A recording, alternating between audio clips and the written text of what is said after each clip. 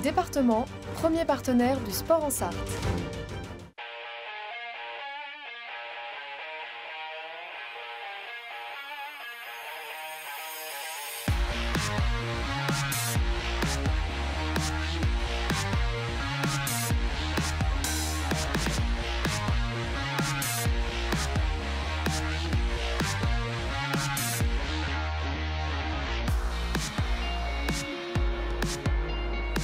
Bonsoir à toutes et à tous, ravi de vous retrouver pour un nouveau numéro de 72 Sports. Une heure ensemble pour débriefer tout ce qui s'est passé ce week-end dans les résultats sportifs en Sarthe. On commencera dans quelques instants donc avec du basket. Romain Quette en plateau pour nous débriefer la rencontre face à Dijon, un dernier match de championnat pour les joueurs d'Elric Delors. On fera aussi le bilan un petit peu de cette saison.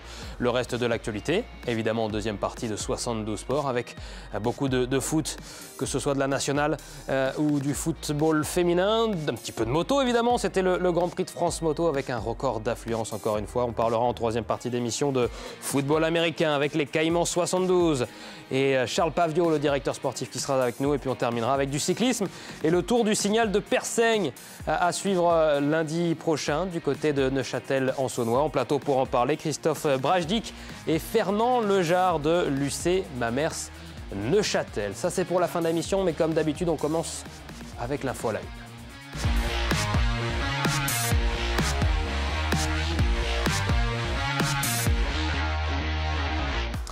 La fin de saison donc pour le MSB et on rejoint sur ce plateau pour débriefer cette une. Romain Quette, bonsoir. Bonsoir Antoine. Vous êtes journaliste correspondant au sein du quotidien Ouest France. Vous suivez toute l'actualité évidemment du MSB tout au long de la saison. C'était, on va le voir, le dernier match de la saison régulière pour les Manceaux qui avaient encore une chance de voir les playoffs avec un concours de circonstances. Mais du moins il fallait s'imposer impérativement à Nancy, mais les Manceaux se sont inclinés, Romain.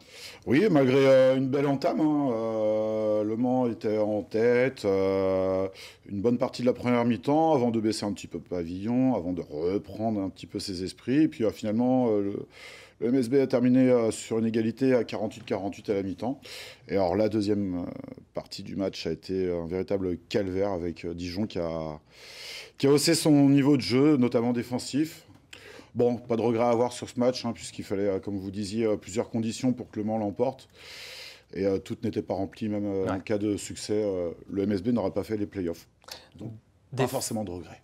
Défaite 68 à 60, c'est une défaite logique selon vous ? Je pense que Le Mans est à sa place, finalement. Voilà, on a une défense qui est moyenne. Voilà, on a une attaque qui est moyenne. Donc Le Mans se situe, si on prend que les statistiques attaque-défense, on est dans le ventre mou, on est aux alentours de la 9e, 10e place. Voilà, et aujourd'hui Le Mans termine là-dessus. On va voir le classement dans quelques instants. Avant, revenons aussi sur une des belles prestations. Mancel, évidemment, on va retenir cette défaite pour ce dernier match de la saison régulière, malheureusement, et cette non-qualification pour les playoffs. Un garçon s'est illustré côté Manceaux dans ce match, c'est William Howard, qui est venu renforcer l'effectif en cours de saison. 30 minutes pour William Howard, il a marqué 18 points, il a fait un bon match. Ah, quel beau joueur, hein. C'est vraiment... je pense qu'il faut prendre conscience de la chance qu'on a eu d'avoir un tel joueur au Mans. Après, c'est un joueur de calibre Euroleague, qui, malgré 2 années pratiquement sans jouer à cause de blessures, est revenu assez rapidement. Il a du talent au bout des doigts, il peut tout faire. C'est vraiment... voilà, on a eu une sacrée chance de l'avoir. De l'avoir eu, vous avez dit aussi, vous pensez que ça va être compliqué de le conserver, William Howard, pour la saison prochaine ? C'est compliqué, c'est vraiment un joueur estampillé Euroleague. Alors peut-être qu'il n'aura peut-être pas tout de suite un contrat Euroleague, mais je pense qu'il aura la possibilité d'avoir une équipe qui joue au moins une Coupe d'Europe, ce qui fera sûrement défaut au MSB cette saison. Et puis qui a plus d'ambition, plus de moyens que le MSB. Donc oui, je pense que ça sera très compliqué. Après, si Le Mans peut faire un petit effort, ça serait chouette d'avoir un garçon aussi expérimenté pour encadrer un groupe qui sera, je pense, relativement jeune la saison prochaine.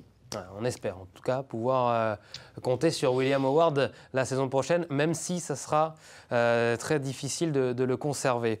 En tout cas, une chose est sûre, c'est que le MSB n'a pas perdu de temps pour commencer son mercato donc au lendemain du dernier match de la saison pour le MSB. Eh bien, le MSB vient d'annoncer sa première recrue pour la saison prochaine.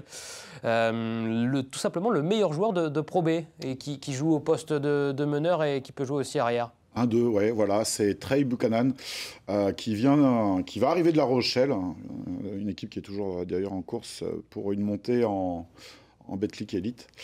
Voilà, un très fort joueur, altruiste, qui peut très bien distribuer le jeu, qui est capable de prendre le jeu à son compte, qui est capable de gros cartons offensifs. Voilà, il a marqué, je crois, 45 points sur un match cette saison. Il a été capable d'en marquer 21 ou 24 en un seul carton.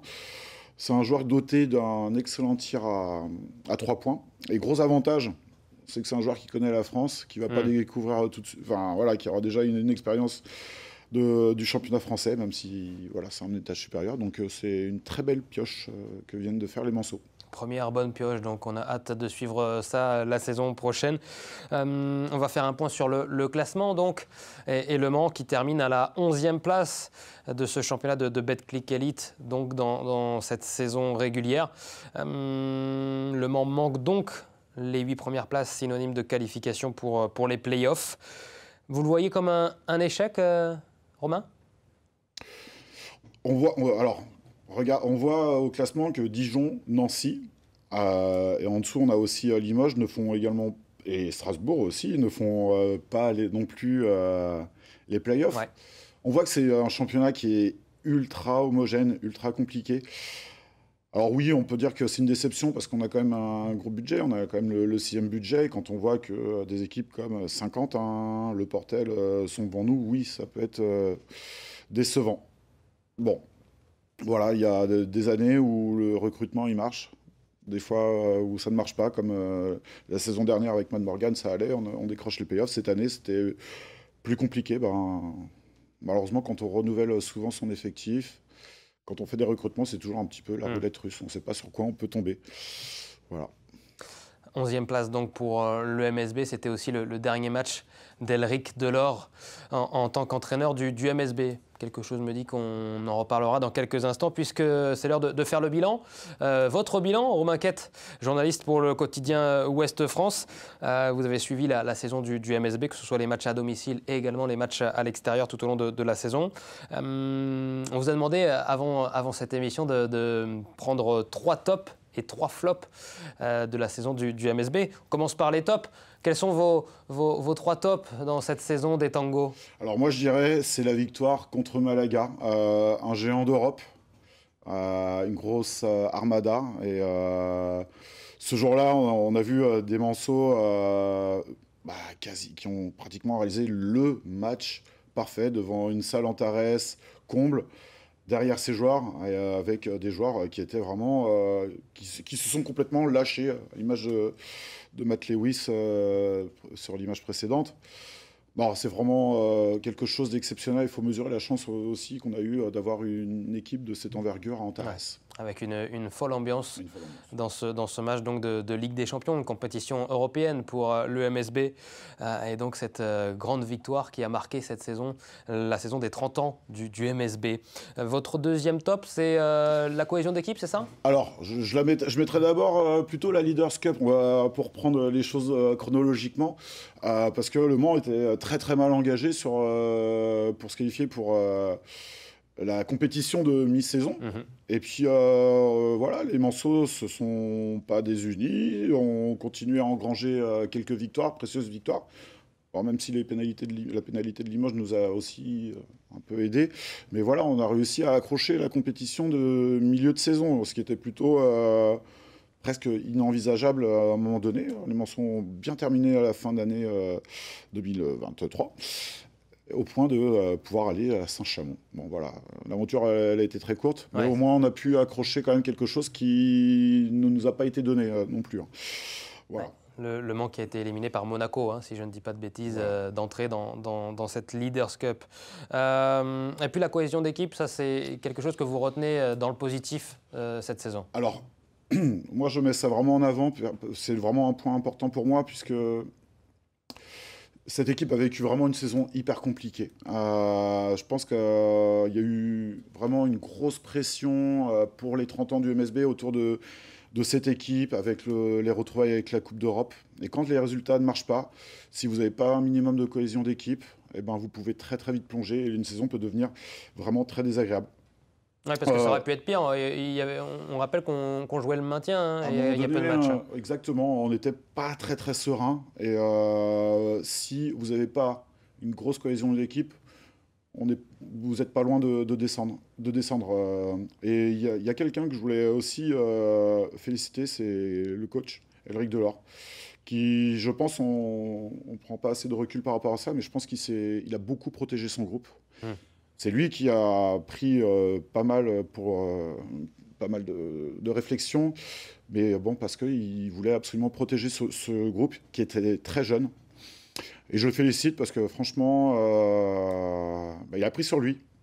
Et au point que cette équipe, mine de rien, même si elle n'a pas toujours performé, elle a été quand même dans la lutte jusqu'au bout pour les playoffs.